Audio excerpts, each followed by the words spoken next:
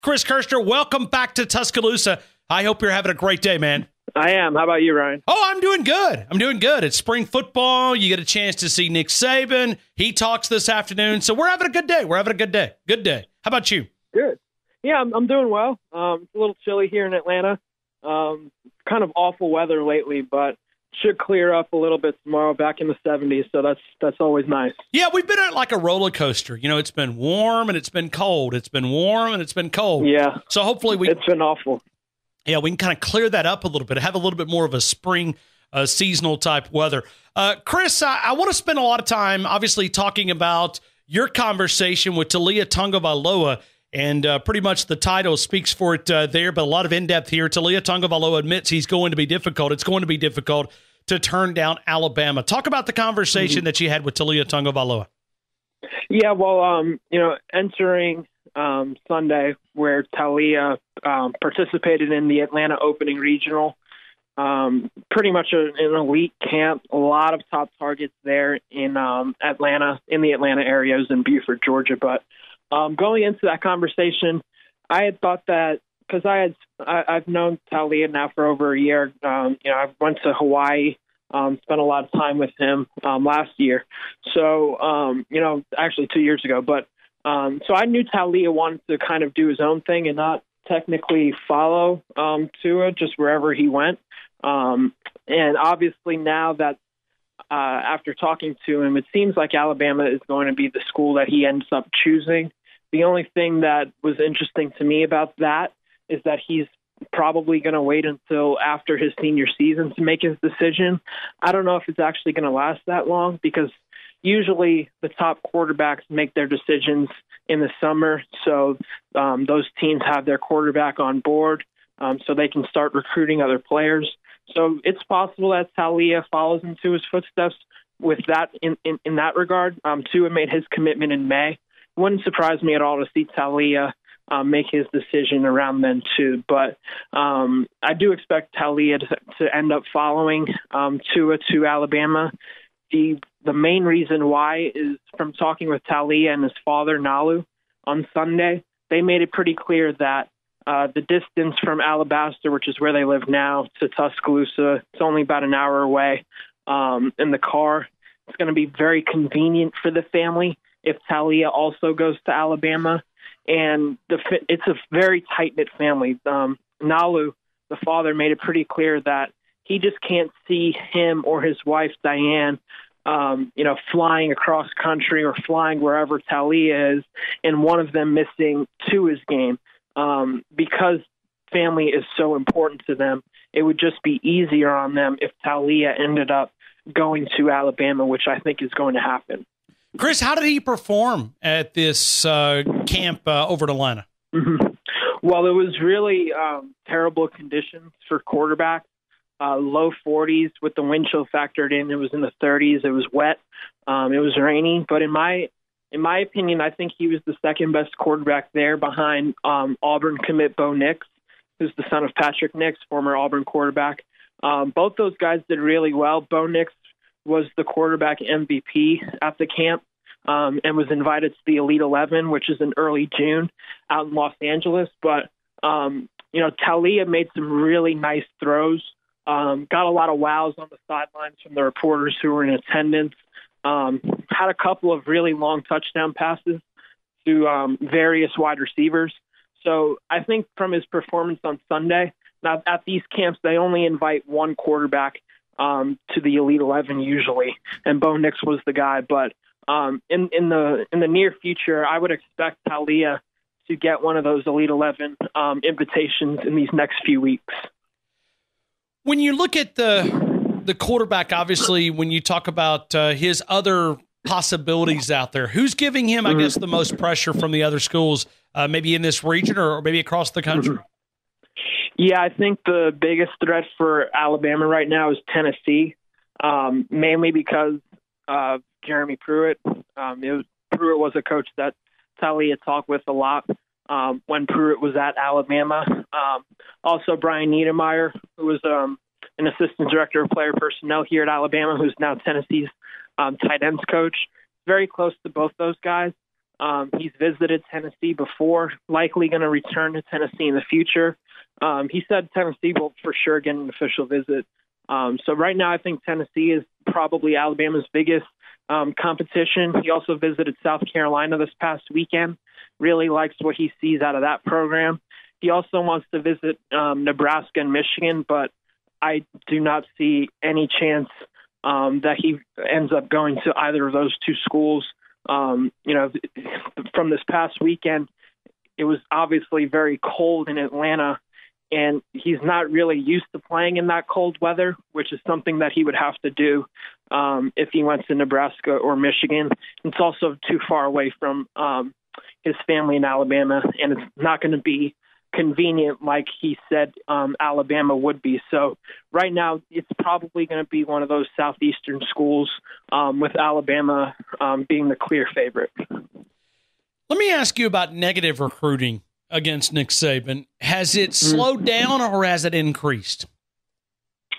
It's kind of early right now in the recruiting process. I usually mainly hear about negative recruiting when the season gets going, and it's clear who is very good on Alabama's roster, which freshmen are stepping up, because that's when usually other teams say, hey, you're not going to play at Alabama if you go there. Look at their depth chart. Look at this recruiting class they signed. Look at who's making an impact. Do you really want to sit 2 or 3 years? So it's kind of early right now, so I haven't heard much negative recruiting. I'm sure that will occur when the fall gets going.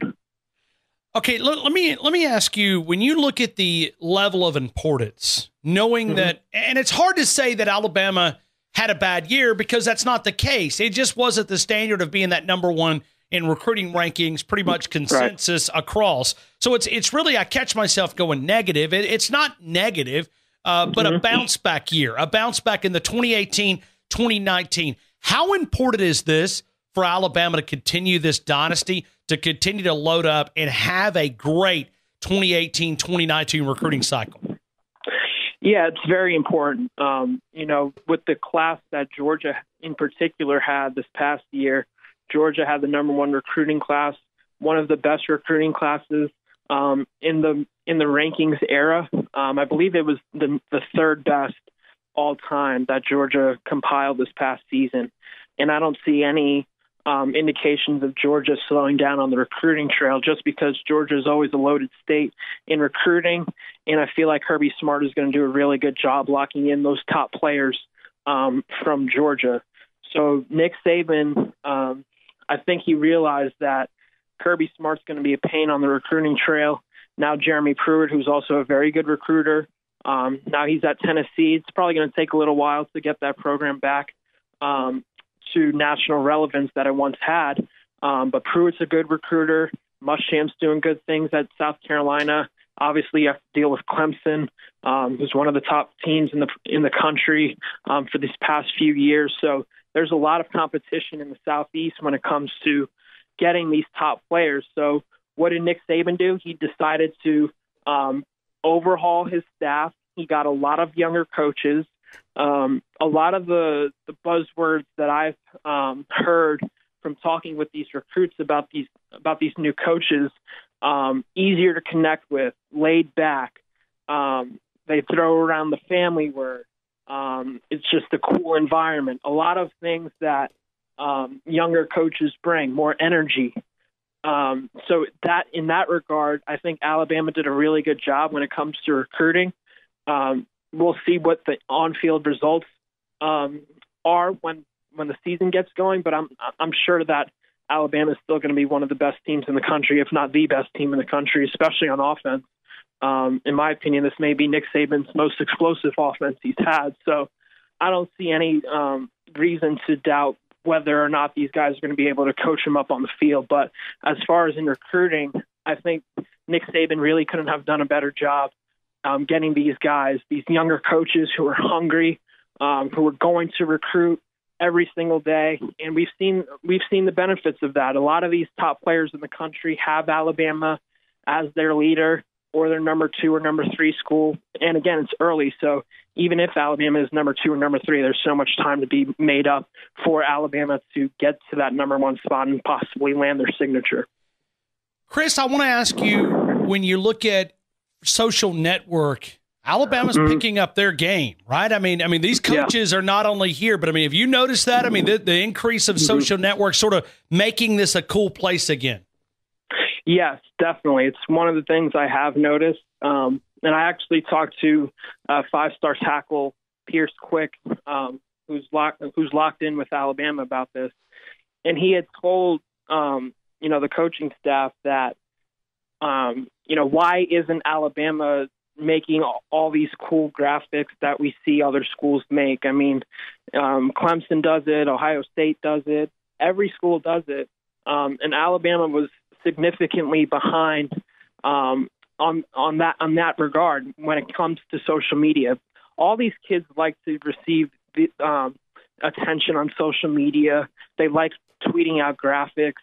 I saw last night that one of the top receivers in the country got a happy birthday graphic made for him. So, I mean, it's little things like that that really go a long way with recruits. I know fans are thinking, well, Alabama can just sell championships and rings and NFL promise and all that stuff. But, I mean, for some players, it's the little things that matter more than that because they want to go to a place that they feel comfortable at.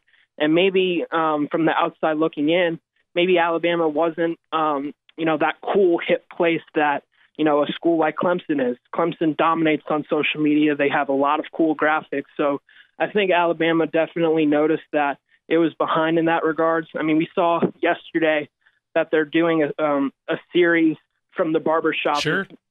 Julio Jones, Ryan Anderson, Eddie Jackson, and Nick Saban's involved in that too. So I think Alabama really realized that it was significantly behind on social media, and it's definitely picked its game up. I mean, we've seen coaches tweet every single day.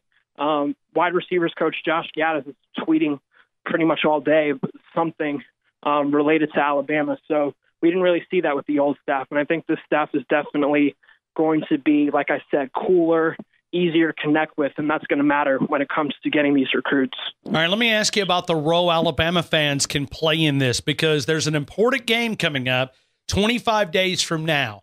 And Chris, I'm sure you do this as well, but you want to go back and study the Alabama dynasty, the catalyst that the spring game held when Nick Saban first arrived in 2007, the energy around this program. Fans are out there going, okay, how can we help Nick Saban out? Well, A-Day is a great game to get energized, and a lot of these spring games are earlier. The chance for a lot of these recruits, I'm sure, to be a very busy weekend for Alabama here A-Day, and certainly the role that Alabama fans will play in the upcoming spring game 25 days away. Yeah, A-Day is usually one of Alabama's biggest weekends in terms of visitors. Usually Alabama gets at least one commitment during that game, but when you look around the country, I'm sure Alabama fans are just accustomed to success and dominating, not losing any games. But there's definitely more excitement, I would say, at other stadiums in terms of the A-Day game. You look at Nebraska. Nebraska, obviously trying to get back to where it once was, sells out its stadium for A-Day. Clemson, Ohio State, all those programs are near capacity for their A-Day games. And that matters to recruits because some of these guys are making their first visits to Tuscaloosa. And if the stadium's kind of empty, then they're like, well, where's the fan support and all that stuff? Obviously, I know Alabama fans are passionate about the program. And when the fall rolls around, that stadium's packed and extremely loud. But yeah, I mean, if fans turned out more so than in these previous years, I definitely think it could help Alabama on the recruiting trail because all these recruits want to be wowed on their visits. And if Alabama is at near capacity or at capacity for these spring games, for the spring game, it would definitely help recruits possibly start leaning more toward Alabama. Chris, what's next, man? Any articles coming out that you're working on? Some things that you might want to tease, some things that we want to keep our eye here on SECcountry.com. Yeah, I know a lot of fans have been asking me what the latest is on five-star linebacker Nakobe Dean, one of the top three linebackers in the country. I'll have a story on him later tonight. More content coming from the opening this past weekend. Lots of top targets, like I said. We're in the Atlanta area on Sunday competing, so I talked to a majority of those guys on Sunday. So all that content will be coming on SEC Country.